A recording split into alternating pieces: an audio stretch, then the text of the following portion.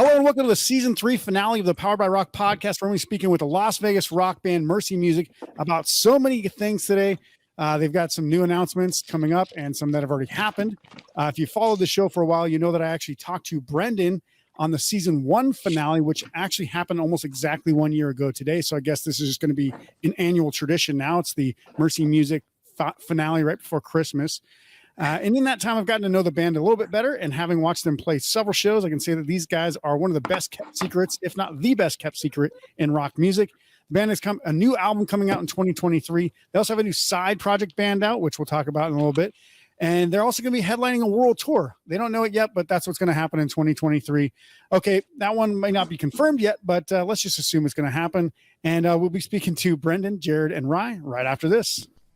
You're listening to the Powered by Rock podcast with your host, Isaac Kuhlman. The Powered by Rock podcast was created to help showcase some of the best rock musicians in the world and to pass on to future generations the rock music that has inspired rock fans around the world for decades. We want listeners to be able to hear great stories and life experiences directly from their favorite artists, as well as dig deeper into music theory and talk rock like no other show you've ever heard. This isn't about looking cool, it's about getting real and having a great time. Without further ado, let's start the show.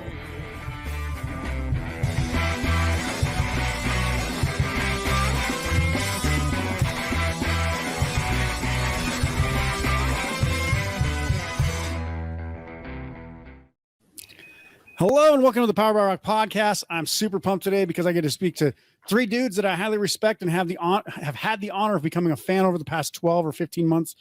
Mercy Music is a 3-piece rock band with punk rock undertones that has a respect of damn near every punk band on the planet at this point.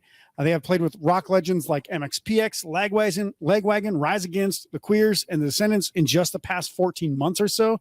And their newest unreleased album was recorded at the Blasting Room with Bill Stevenson of Descendants and All Fame as well. So, hey guys, welcome to the show. Yeah. All right. That's so in my house right now. Yeah. So I think one thing I would say, so that everybody knows who you guys are, it's kind of, let me ask you the first thing about this new album, because I'm pretty stoked to hear it. And I know you guys have been working on it. I think you guys went into recording in I want to say March or April, pretty early this year from memory. Yeah. And I know you guys are looking for, a label and everything to put it out. So can you guys kind of just give us a rundown of kind of the recording process, where you're at and kind of getting it released, and when do you expect it to actually be released, if you have a timetable for that? Go ahead, B. Do you want me to? I'll lead. Do you want me to do that? I don't want to step on any proverbial toes. Jared cut all of his toes off years ago, so he's fine. I'm not like other lead singers. I'm not a fucking dick. They'll disagree with that. We did it. We did the record in May, right? Yep. 10 days. Unlike this one, I want to say, well, during the pandemic that I guess we're still in, whatever, but when things were actually shut down and no one was doing anything, Jared got a bug up his ass to be good at home recording or just recording in general. And there've been many iterations of studio setup that Jared did, but you can see where he's at now. That's where we rehearsed to. But Jared set that all up, and I want to say this is the first record. We'll do demos or whatever, but this is the first record where I started going over there and tracking ideas, really early on. And I think this is the first time we've really had a lot of time to make sure everything was where we wanted it as far as the tracks go. I mean, and maybe even to a fault where I started to get too much. Hate the songs. Yeah, and hate them all. Standard. Which usually happens a couple months after we get done recording it. I wrote this. It sucks. Yeah, that's where it went. That's Brendan's way to introduce a song every time you guys play a show. I wrote the song. I'm already sick of it. Here it goes. Yeah. Yeah, you'd be surprised. Sometimes it only takes a couple days. No, but it's the first time we got to do that. And us finally lining up to go back to the Blasting Room. I hit up Bill in the beginning of that year. I'm like, the last 2 times we tried, the schedules didn't line up. the last time was because Rise Against was in there and they have money. Yeah. And stuff like that. But I mean, so I wanted to have our ducks in a row because I knew we weren't going to have a shit ton of time. Yeah. And I didn't want to fuck around when we were there. So, I mean, everyone had everything more mapped, I think, than we've ever had before. Because usually going in, you know, I think it's right up to the wire before we go record something. I mean, I know that was the last record that we did with Cameron. Like, I think we finished the last song like the week before we left, or had it somewhere where we wanted it. Yeah. One thing I actually appreciate about the album is, you know, it's like the old days back when you just had to show up with a certain amount of set time and say, we're going to create this album in that amount of time. So we have to rehearse our ass off before we go in there. So it's a lot more like, you know, the songs are polished as soon as you get in there. Whereas some people will take a year to create one song and they'll tinker with it for 9 months after recording it for 3 months and just try to make it all, you know, bells and whistles and stuff. I think there's something about when you actually just play the songs and have them really well done, that the final product ends up being a lot better. Yeah. I mean, and there's a night and day contrast to the new record and to the last one. I mean, the last record was, I mean, pretty much as live as you could do something in this day and age and still have people, you know, have it up to people's standards as far as some of those songs are drums and bass, one take all the way through. And I think one song, not even to a click. Yeah. Really? And that's on the record. Like, yeah. Like I put on the back of the record that we did it in 5 days. We literally fucking did it in 5 days. I mean, it was mixed the week after we left, and it was mastered after. But tracking and all recording for that record was 5 days. That's it. In and out. All vocals, all guitar, everything. And it sounds pretty damn good too. Yeah, I mean, but that's what that is. I mean, this one's definitely more produced, more polished. I mean, that's what you expect when you do a record at the Blasting Room. Yeah. So, I mean, Bill Stevenson's not going to have you come in and be like, holy shit, guys, you need to leave. You're not ready to record here right now. I mean, but going back to like, we really made sure everything was as perfect as we could have it, because that's another, you don't want to go into a situation like that. Well, especially there. I mean, we idolize those guys. We grew up listening to the Descendants and all. We wanted to make sure our shit was tight when we got there. Yeah. And it was nice. And so the human metronome Rye just goes in there and lays down all of his drums in one day. From what I remember, you guys posting, it was like 9 hours or something like that. 8.5. Yeah. It's like, guys, I don't really want to be here for 10 days. Let's go. Come on. No, I only had 2 days. I could only get 2 days off of work, so I had to get it done. I had to fly out. I couldn't stay for like all the cool shit. I couldn't stay for it. I was bummed, but I had to just go in and do what I had to do. Brendan was bummed too, because I go to bed at like 7 p.m. and he had to stay up every night by himself. It's like, you guys, come on, let's have a sleepover. What are you doing? That's cool. And when you guys plan, I mean, obviously, best case scenario, when you hope to kind of release this thing, is it going to be mid to late 2023? It'll be mid 2023. We have respective homes for it. We'll have more information in January, and I hope everyone likes it. Yeah, I'm confident they will. It's good. Yeah. I mean, I'm very proud of it, and I think. Is it similar to, different from, and kind of like lyrical context? Lyrical context musical. is going to leave you in the same place that that all of them do. But musically, it's I don't know. It's I think for me the bass playing, I stepped up for this record. Yeah, I've never played like I have on this record as opposed to other records. Like, it's a lot more lines and stuff. Yeah. Cool. Yeah, I think one thing when Brendan says the music will leave you, or the lyrics will leave you in one place, that kind of is like, to kind of just sum up Mercy Music's lyrical context versus their musical context. It's like every song is either going to depress the shit out of you lyrically, or the music will kind of juxtapose what the lyrics are talking about, right? So it's like, just kill me, but then it's like set to a really poppy song. So it's like, everything's fine, but I just want to die right now. It's no big deal. then I mean, it's like anybody that listens to this band with the kids' toy piano and everything going on. on. Yeah. That's what that is on song 4. That's a toy piano. No, I think anybody that listens to this band they know what they know what to expect in that realm of things. I mean, I write from life experience, you know. Yeah. And obviously, just in time for, you know, potentially the biggest release of you guys' career, Brendan and Jared go off and create a side project that literally just announced on Friday that they dropped their new single. I want to say it's called Stop the World. The single is from the band Not, which if you are following them on Instagram, it's the Not the Band or the band Not. That's what it is. The band Not on Instagram.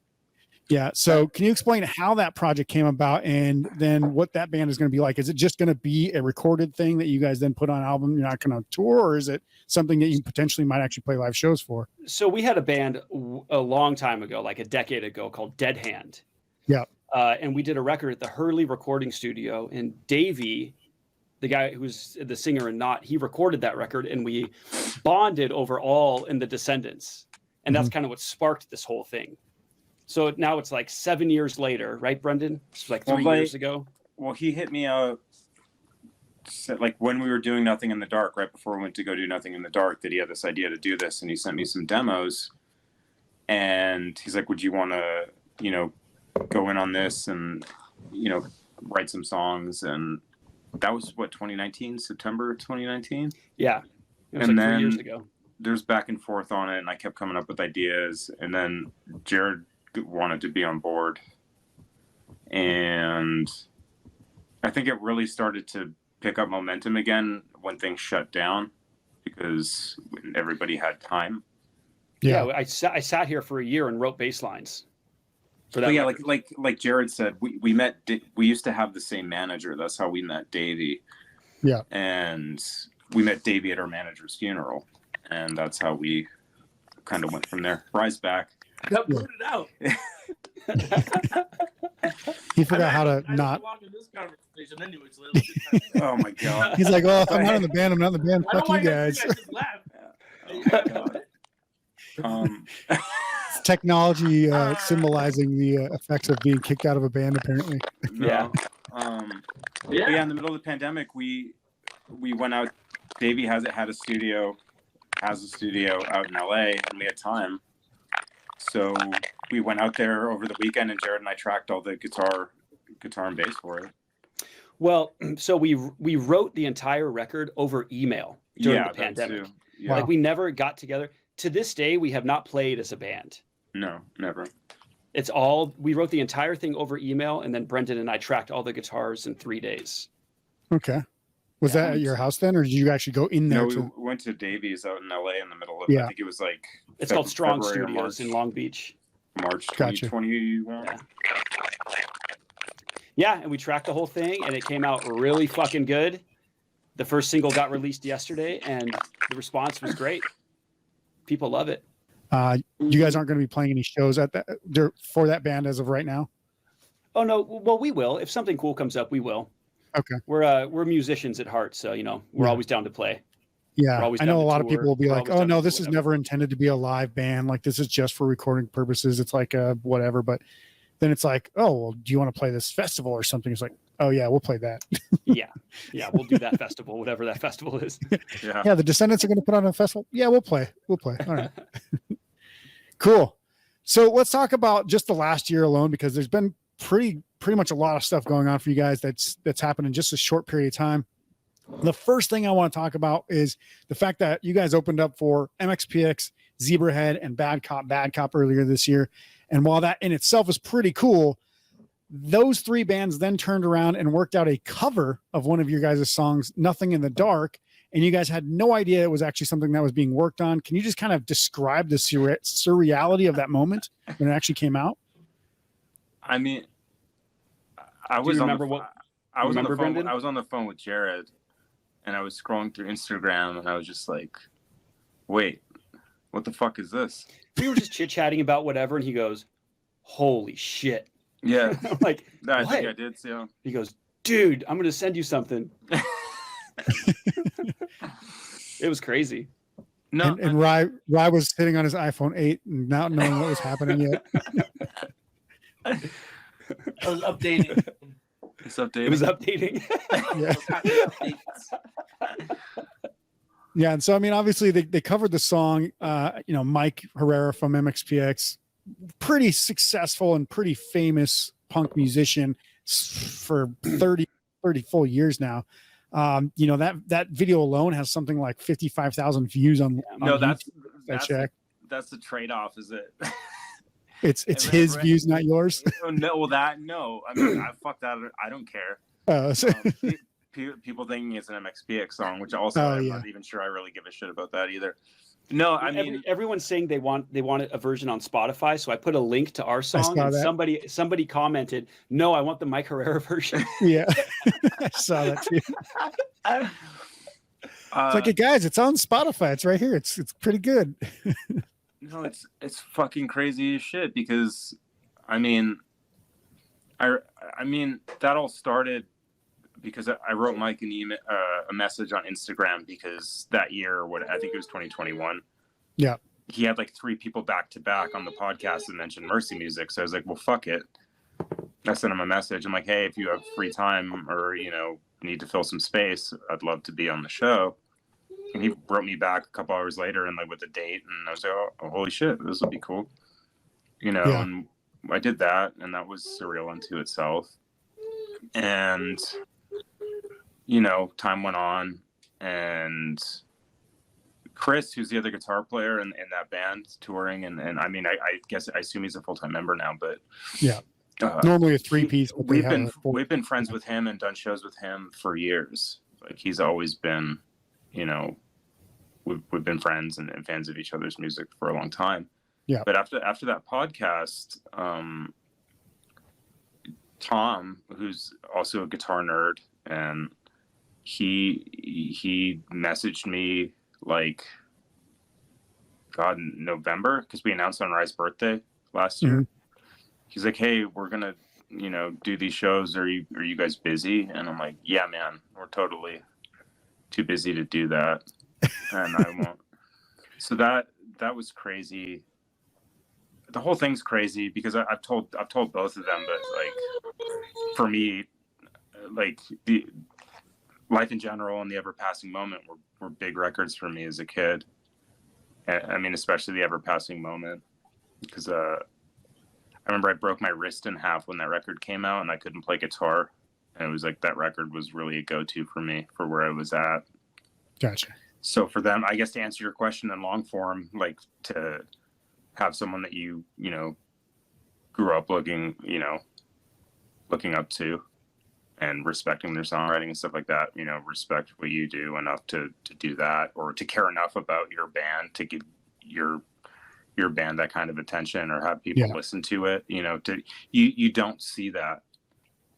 Never. You don't see that level of support from someone trying to help a smaller band, and that's why it's surreal, and because it's virtually unheard of to see someone do that. And it was like one of the kindest things anyone has ever done for us as a band. Yeah. So exactly. Like, the level of grateful we are for that. I mean, for that show, like, I don't, it's not smoke and mirrors for me that people came out early for that show. There's just, because if Mike didn't do that, it would have been whatever opening slot. But like, Mike, in doing that, like, we had full houses opening that show, 7 p.m. Yeah. And I remember seeing the crowds. I was like, that's insane for, a first band. Yeah. And, we have people that like the band in those, areas and stuff. That's fine. But like, it wouldn't have been that if Mike didn't do that, and they didn't champion the band. It's a huge fucking deal. And it's done a lot for us this year and in general. And it actually continued when we got to the show. He continued that niceness. I mean, he took us in like we had been friends forever. Yeah. I mean, they bought me a fucking birthday cake and sang me happy birthday. They bought you a birthday cake. They didn't have to no one does that shit. Like, that's just being like nice. That's being kind. It's being open. It's being, so yeah, I hate saying the word grateful over and over again, but it wasn't just there. Was there more to that? Was there more? Rye, you're cutting out. You cut out. My thing's being on. Yeah. Yeah, but no, Rye's right. Like, I'm just gonna sit here. It's not. You look really good. Yeah, You look really good today. Yeah. Go Knights, go, bro. No, but going off what Rye said, I mean, Sorry. like, you know, Zebrahead and Bad Cop, like we like just that entire like it doesn't happen like that very often. You know, where everybody's like nice and a good person, and you get along, and everybody's real, and no one's like that's great when that does happen, and it happens organically. And again, like I hate to say it again, but grateful. You know, I don't take it for granted. Hashtag blessed. blessed. Hashtag blessed. Hashtag blessed.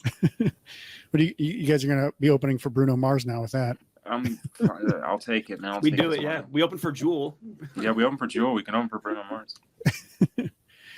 So I think one thing about that entire experience is, you know, it's not like MXPX was, you know, a coming up band and you guys open for them, right? Like this is a band that is, I don't want to say like Rock and Roll Hall of Fame. I mean, in my opinion, if they could be nominated for that, they should be nominated for that because they are that big of a deal to most people in the punk music scene. But as far as like a band of that level going out of their way to even, you know, take you onto the 2 nights for the tour, that's nice enough. But then to cover your song, instead of just saying like, hey guys, we'll cover your hotels or something like that, we're actually going to cover one of your songs so that way you actually get more visibility. That's a huge deal. And I don't think anybody who's outside of the music industry even recognizes how like insane that is. Like that would be like, you know, I don't know, Pink Floyd covering like, I don't know, just like some random, like, I don't know, sports team from the UK or whatever. Like right now, like that's just a rock band that's out there right now. Sports team would shit their pants and be like, what the fuck is happening right now? Pink Floyd's covering one of our songs. That's how big of a deal it really is. Yeah. And I think when I saw that, I was like, did they like know that this was happening and they just didn't tell me? Like, how the fuck how did this just come out without me having any knowledge? And I guess it came out without you guys having any knowledge, which makes it even cooler because it's kind of like it's like a present, right? It's like a gift. Here you go, guys. Surprise. And then you guys are just as excited as everybody else to see it. So one thing I think that a lot of people will say about your guys' band, and I said it in the opening, is you guys get a lot of respect from literally every band that you play with. And I know I did like an episode with Rob Rushing from Punk Rock Saves Lives. Mm-hmm. He's mentioned several times. He's like, if Mercy Music is playing, I want to be there. Like, let me know. Like, it's like you guys have so much respect from so many bands, so many labels, so many people within the industry. It's insane that you guys haven't got to that level of kind of notoriety publicly, right? So it's kind of like that's the last missing piece, and hopefully this new album kind of is that key that turns that and kind of opens it up. Is that kind of, am I off by any means here? That's always the hope, man. And it's like I may have said, I don't know if I said this last time. I know I said it. I've said it before, but I'll say it again.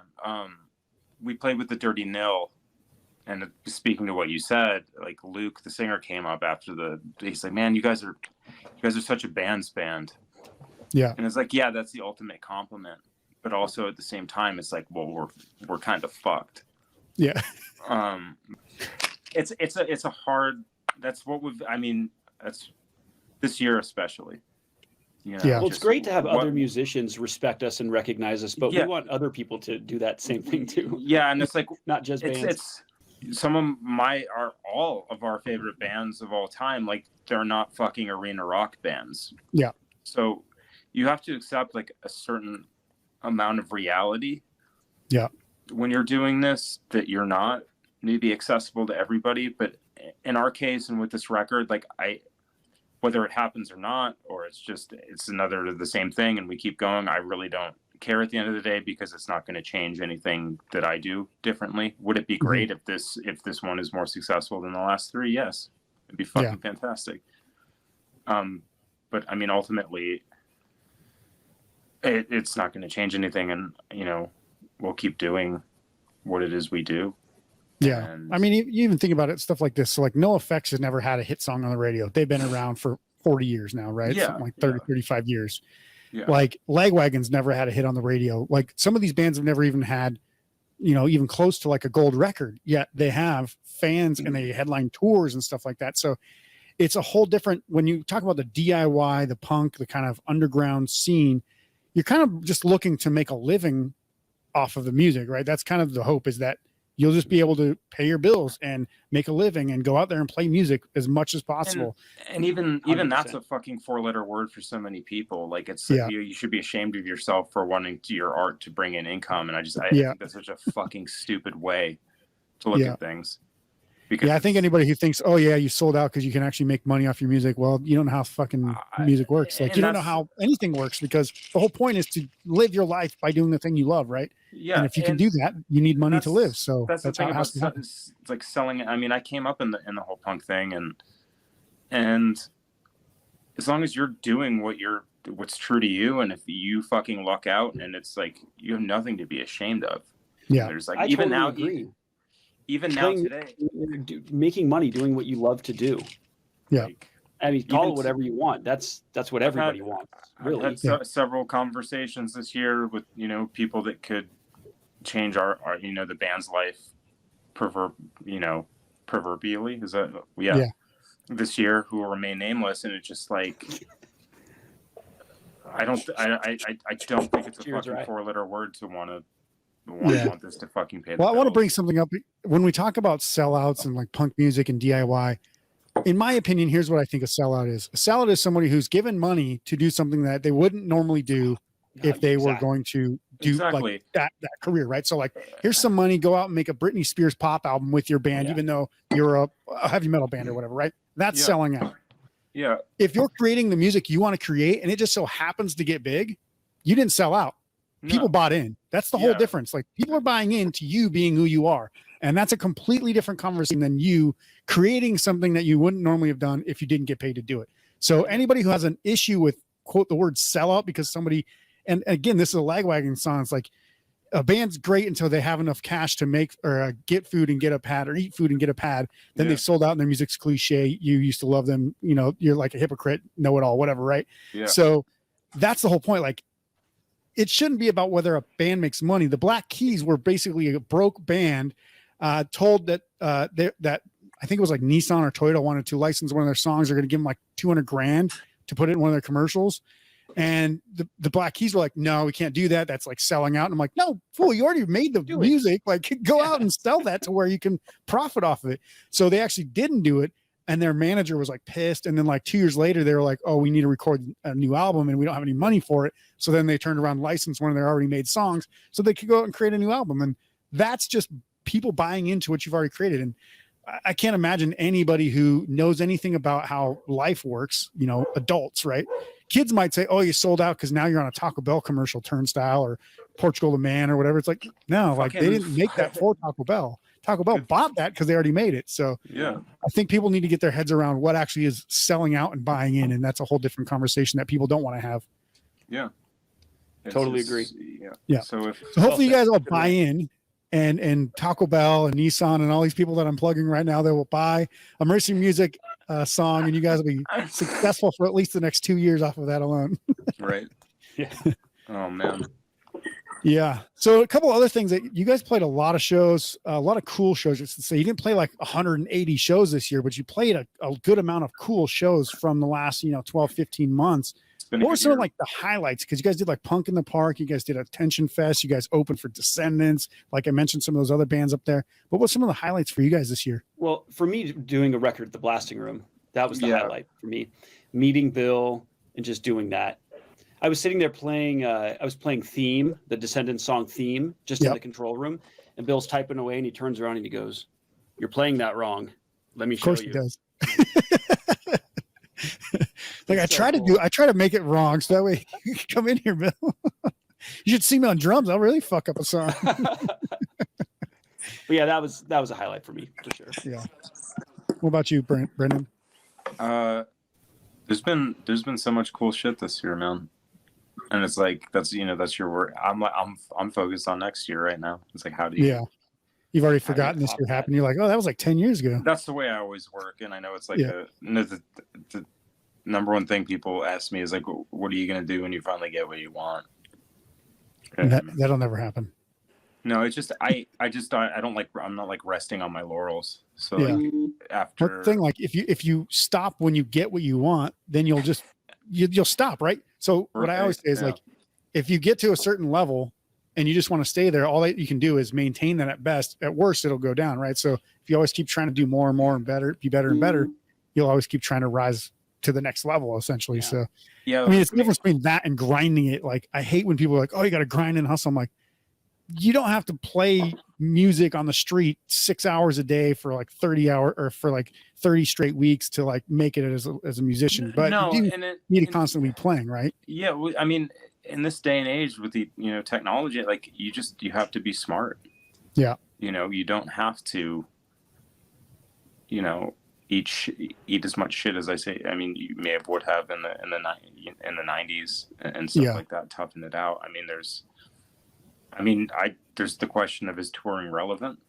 Yeah, some bands are like getting streams without even being a live band. We're so much more accessible now with social media. It used to be you would never ever see your favorite band until they came to town, and they wouldn't come to town for years sometimes. Yeah, or ever if you lived in the Midwest. See a picture of them. Yeah, maybe MTV, maybe catch a music video, but that was it. Yeah. I didn't even know what Lagwagon looked like until well into the 2010s. I'm like, what do these guys even look like? I've been listening to their music for 15 years. No idea what they look like. Now you can figure it out in 5 seconds, no matter who it is. Yeah, and you know what their favorite food is. Yeah. No, but this year was fucking rad, and I'm worried about keeping momentum where it's at next year. Yeah. And again, to drop that grateful word, but we will. I'm confident that we will. I mean, doing the record, Rise Against, that was pretty fucking nuts. Yeah. I know this for sure. That's the biggest. We're not going to stop working. We're not going to stop trying to progress. Yeah. Yeah. I mean, that's. What about you, Rye? Since we have you for the limited time we have you, where the audio's working. Honestly, man, can you guys hear me? Yeah. It's broken. It's broke. No, we hear you. I hear you. We all hear you. There's so much lag and robot noises. Okay. He can't hear us. Okay. It's crazy. Never mind.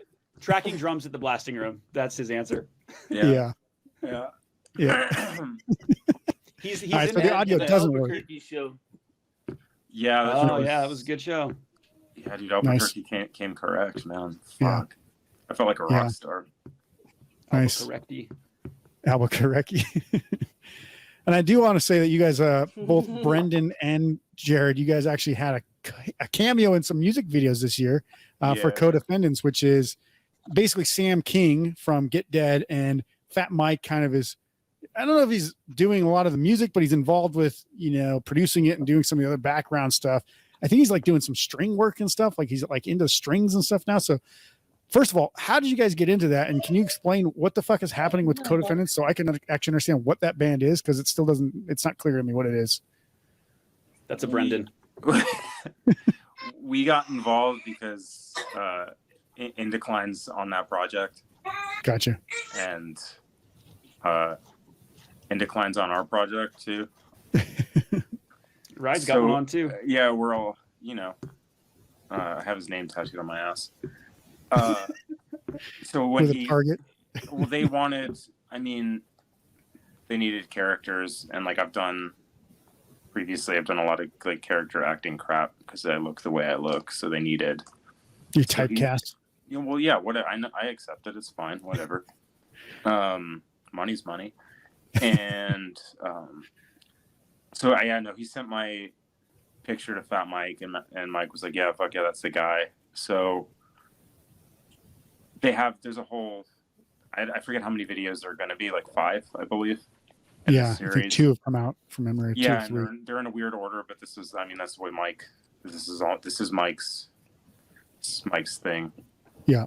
And so yeah, that's how that happened. And we did one here, and I just finished one a couple weeks ago. I had to go to LA for, I know Jared is in one as a police officer. Yeah. It's weird that you're a criminal and Jared's a police officer. That's just weird how that worked out, huh? It's kind of like our friendship. It kind of is. And then Jared was fresh off the anti-flag video this year too. Oh, nice. Yeah. He's got amazing hands. Yeah, I remember that. You're a hand model, right? The hand model, yeah. Yeah.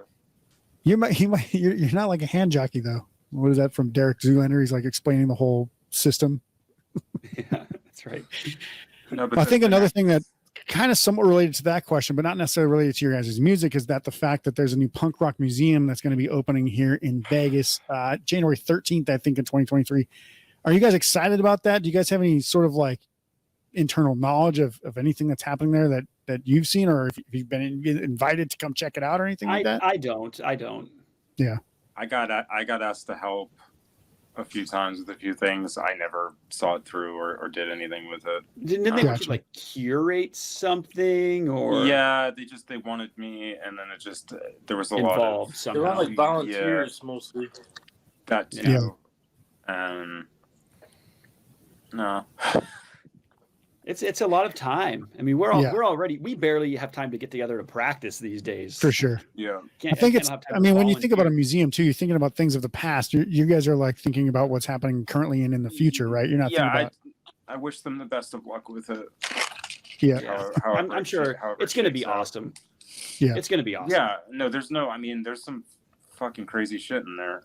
Yeah. I know that they have like the music room where you can actually play the guitar and amplifier of said musician from certain tour or whatever. So I didn't know that. That's pretty cool. Yeah. There's this, and Mike was telling me about this like one really fucking next level thing they got that I don't think they've announced yet. So but it's like it's pretty fucking nuts that nice they have. Yeah, I'm looking forward to it.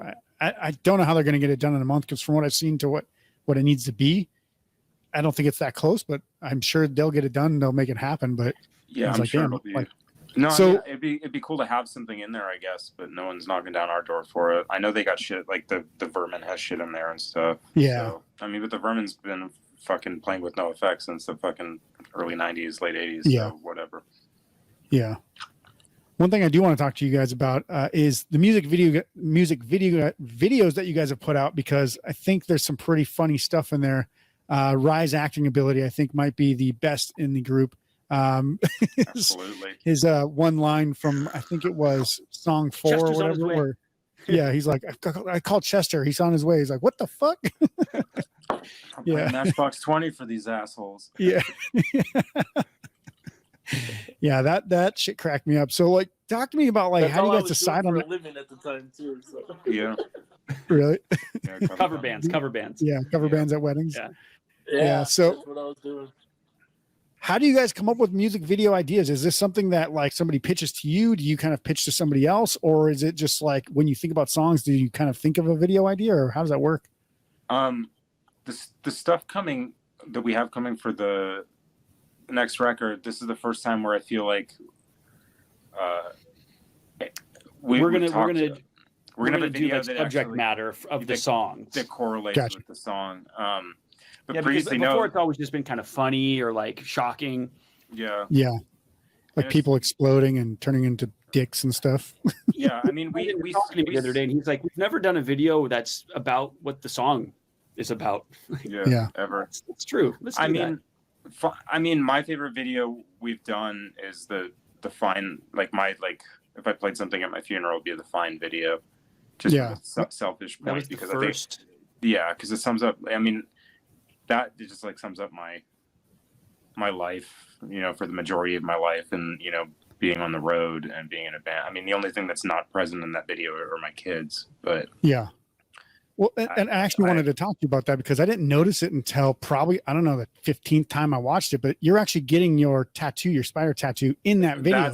That's the funny story about that is I already had the spider tattoo, and someone had taken too many psych meds and thought it was a good idea to let Joe Schmo fix my spider. Yeah, spruce it up.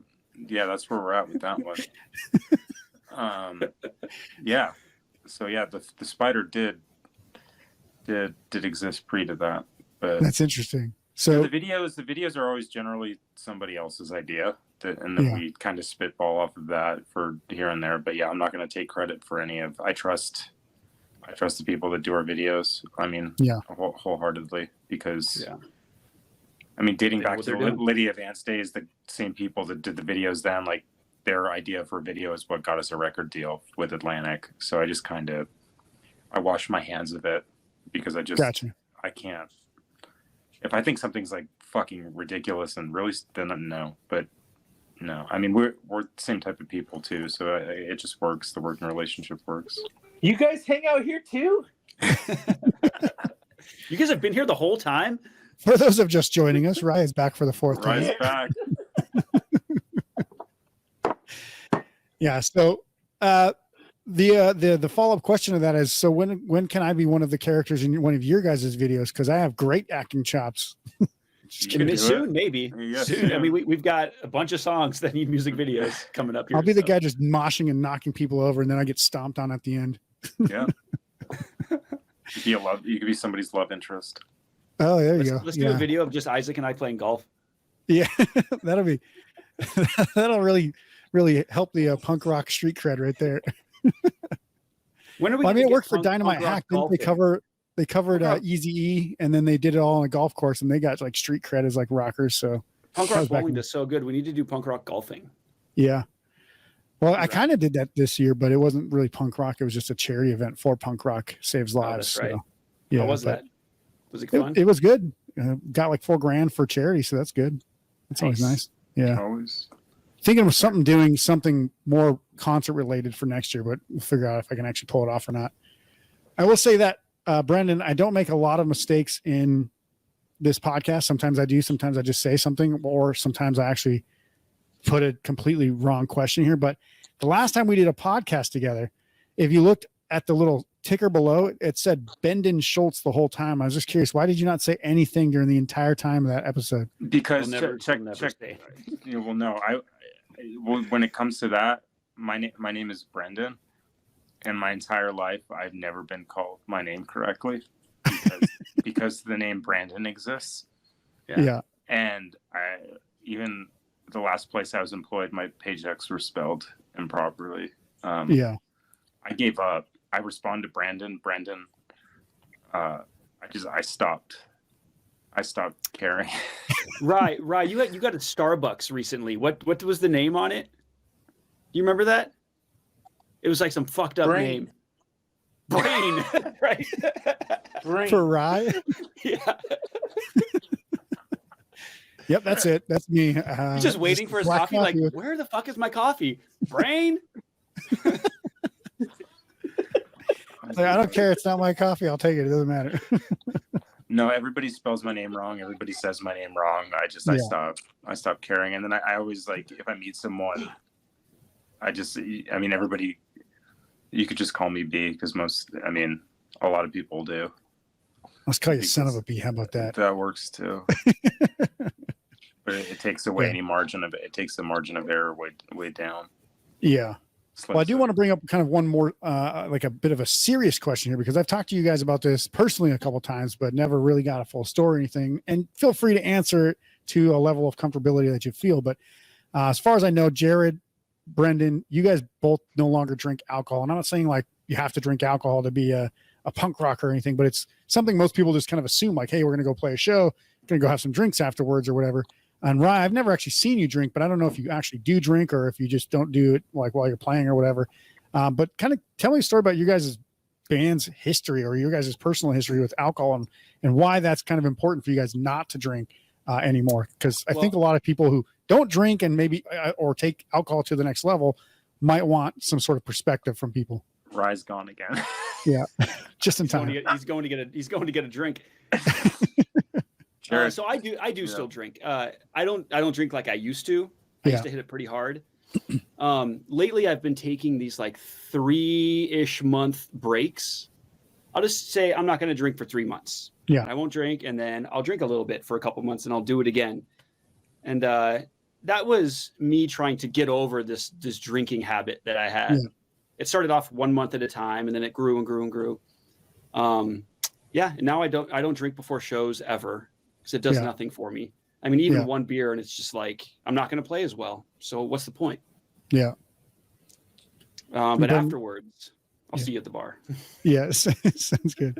And Brendan, I know you have a little bit more complicated story, so you can feel free to express how much ever you want. But you've had a little bit more kind of a go with alcohol and drugs, I think. Well, I don't know drugs, but people around you with alcohol and drugs for sure. Well, I started really, really young. so, I started playing shows in bars when I was, 14 years old. So naturally, you start, there's, you can drink if you play your cards right or smart. Yeah. So if you don't act like a fool. I mean, heredity would state that like there are addiction problems in my family. Yeah. But no, I mean, I was a functioning alcoholic, and I was addicted to prescription medication that I've been prescribed since I was a kid, like, Xanax, Klonopin,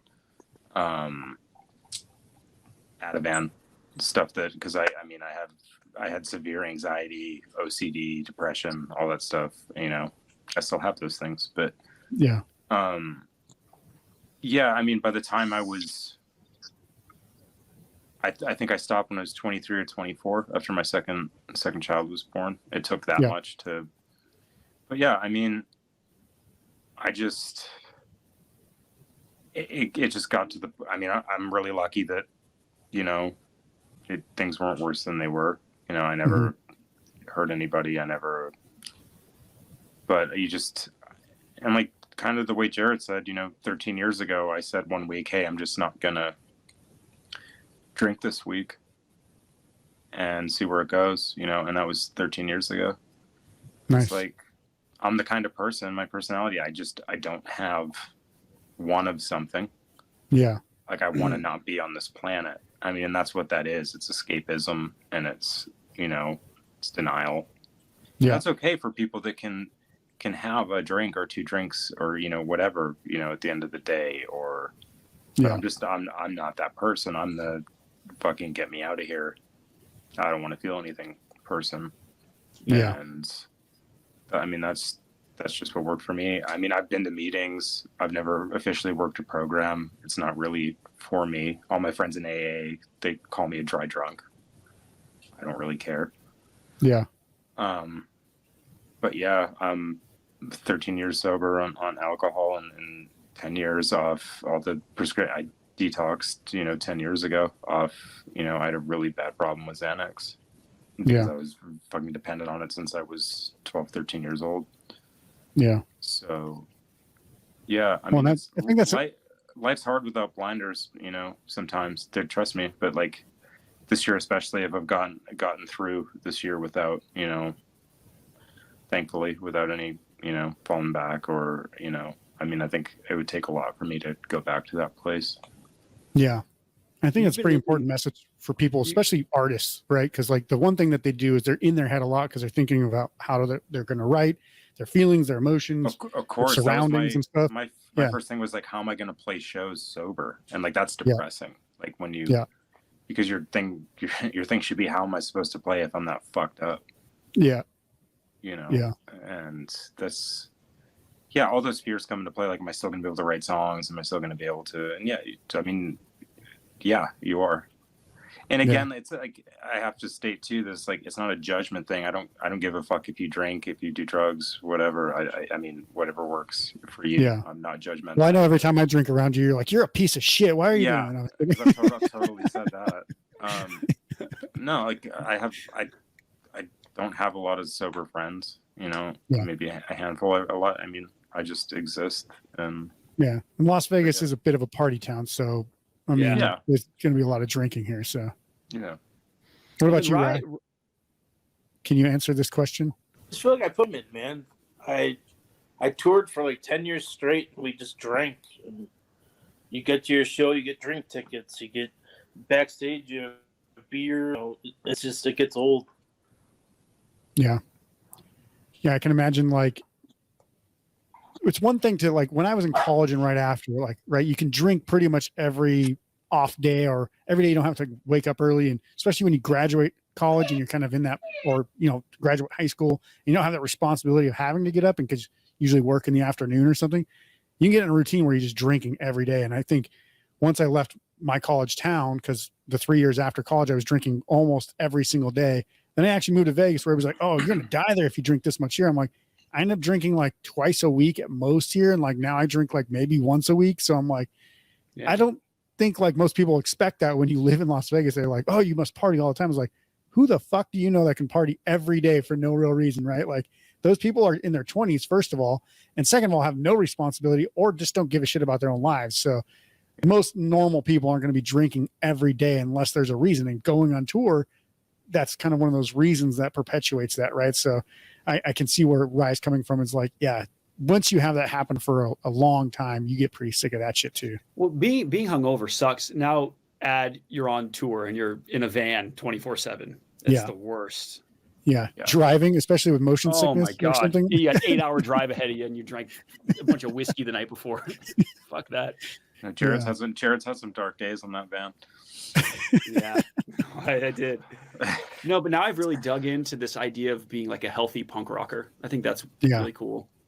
Yeah, there's kind of a huge scene with that now. Like, it's not necessarily like a straight edge necessarily, because that used to be the thing, like early 2000s, late 90s, like, oh, you can straight edge punk. It's like, you used to be like a functioning, healthy adult that happens to play punk music now. It's like, just be responsible. But like, you can still fight the system and you know, hate the government and all that stuff. That's still totally adequate and accessible and you know, whatever, like acceptable. You just don't have to get fucked up every day. Yeah, exactly.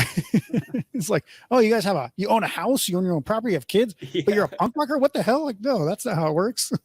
Yeah, we're a dad band now. Well, like I have a hard time like just accepting that people think it's cool to be a degenerate piece of shit. Yeah. And it's like some badge of pride that you're some fucking wounded fucking, like, it's just a cop out, and I think it's fucking lame. Yeah, and a lot of people, I mean, that's what leads to a lot of people dying at like 25, 35. That's why some of the best singers and musicians I understand that there are ODing. people that want to get out and can't, but I understand that there are people that placate, and I have zero respect. I'm not naming names, but it's just like, that I can't like that's your identity, is that you're Lame. I'm sorry, guys. It's okay. We're used to I it. changed my name to I'm sorry. Yeah. And one thing I want to mention, if you're watching this video, first of all, you'll notice that Rye is in this conversation for about 30 seconds out of every 6 minutes. And Brendan is sitting apparently in the bat cave because it just keeps getting darker and darker. I only have natural light, and therefore the sun is not. But I thrive. Is the sun already going down, Brendan? Yeah, it's gotten noticed. We all live in the same city, you know. I only have my open window here. That's what I thought. The room I'm in is not facing the sun. It's like, are you in Japan right now? What time of day is it? It's dark. But speaking of Rye, we were talking about the touring and drinking all the time. But speaking of touring, do you guys have any plans to actually go on tour to do the promote the album in 2023? Are you guys planning on doing a regional tour or just playing shows that come to you, or you guys actually want to get out and do something like bigger this year? We will be on the road more towards spring, summer, pretty much full time is the plan right now. We will be doing one-offs and stuff throughout the earlier portion of the year. Nice. But we won't be like on the road probably till, that's the way things are currently mapped out. And, spring, summer, Europe as well. Nice. You gonna be playing festivals and stuff over there? That's on the, That'd be sweet.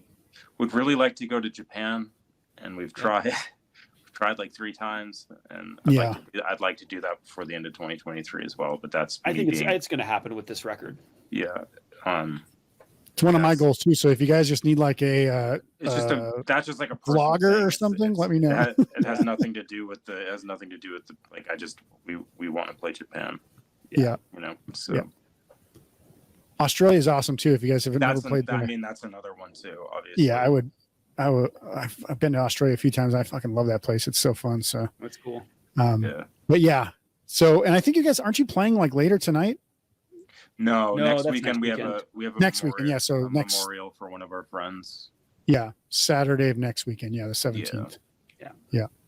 And I think that's and that was, it was for Blair. I want to say Blair. Yeah. I was going to say Blaine at first. I was like, that's not it, Blair. But yeah. So do you guys have a big connection with him? Because I know that he was kind of I didn't know him very well because I kind of came in we've been later.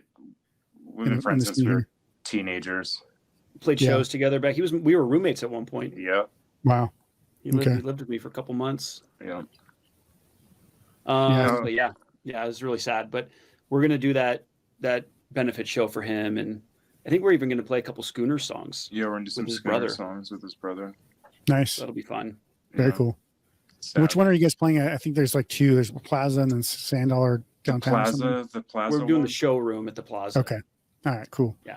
Because I'm going to try to check it out because I want to go to like 3 shows that week, and I think I'm there going to try. There are a lot of shows that weekend. Yeah. So awesome. Obviously, you guys thank you so much. Last time we played Plaza and we got lost. Yeah, but that was like a private party, and that was Spinal Tap real life. Was that when we played that diner, that restaurant? No, we played the back room of Oscar's Steakhouse for Sveti's birthday. Yeah, that's right. That show was rad. That's right. I got hammered, and I was like, "Follow me, guys. I know where we're going." And it took us like 45 minutes to let out of the bed. No, and we had the little old man try and help us navigate, who had worked there since whenever, and he got lost. It was like that scene in Spinal Tap where they can't find the stage, but we couldn't find the exit of the plaza. It took us 40 minutes to get out. I'm not even bending the truth a little bit. That's crazy. Well, I just like to spark the conversation. He's leaving again. Yeah, he just texted me. He just texted me sorry. He said sorry. Yeah, I don't think he's coming back. Cutting off. Well, yeah, it's all good. We'll put some links to the show note to your guys' music and everything into the show notes below this episode. Do you guys have anything that you'd like to plug? Any shout outs you'd like to give, or anything you want to say before we go today? Hi, Mom.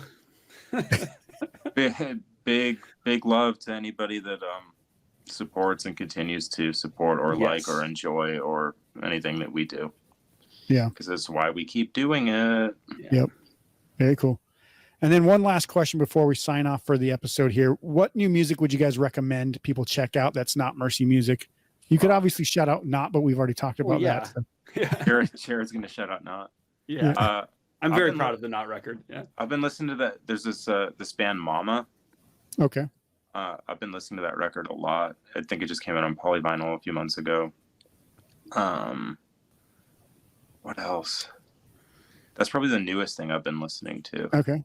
I've been listening to this Far Side record from 1992 a lot. It's really good. Yeah. Super new. I think my wife was just born then. I've been listening to a lot of Tiny Stills. Nice. Yeah. I've been listening to a lot of Turnstile too. Yeah. My kids like Turnstile a lot. Yeah, it seems to be a big thing now. Like this, it's like this new scene of hardcore. Dude, that's I'm happy for them, man. They fucking paid their dues, dude. To be this successful, like it's great to fucking see, and it's hopeful for anybody that plays rock music, man. Yeah, especially, I mean, because one thing about their music is that while it's labeled hardcore, right? Like they can't even change their image to say like it's Love Connection. It's not hardcore so much anymore. Yeah. They're all about like bringing people together. They're not about, driving, hatred and stuff like that, but it's not the same type of hardcore scene that you would have seen 15, 20 years ago where people just go to a show just to punch and kick each other to death. No, right? So, I like the unity thing. I like everything about them. I like the fucking not posturing. I like the just being honest and as real as you can be. I mean, bonus points that the singer's name is Brendan, but, yeah, dude, I've liked Turnstile, so I support it. Very cool. Well, I want to thank you guys so much for being here. I want to thank Brendan, Jared, and the Ghost of Rye for being on the show today. Mercy Music. If you guys have not checked them out, go check them out. You'll check out any of the links below this episode, so you can listen to the music, watch the music videos, whatever you want to do. If they come to a city near you in 2023, be sure to check them out because they're freaking awesome. And guys, just remember the Powered by Rock podcast is powered by our listeners. If you want to show us some support, please be sure to subscribe and share the podcast on social media. You can also make a donation to the podcast to help us keep making some awesome episodes with awesome guests. It's not needed, but it's always appreciated. You can find that link in the notes as well. You can see the full video interview on our YouTube channel and Spotify now as well. If you want to check out some of our articles, album reviews, lists, and interviews, go to poweredbyrock.com to read our absolutely free rocking blog. Also find our merch and gear as well, so you can pick up some items to play and look like a rock legend. That's our show for today. We'll see you soon for the next episode. Until then, rock on.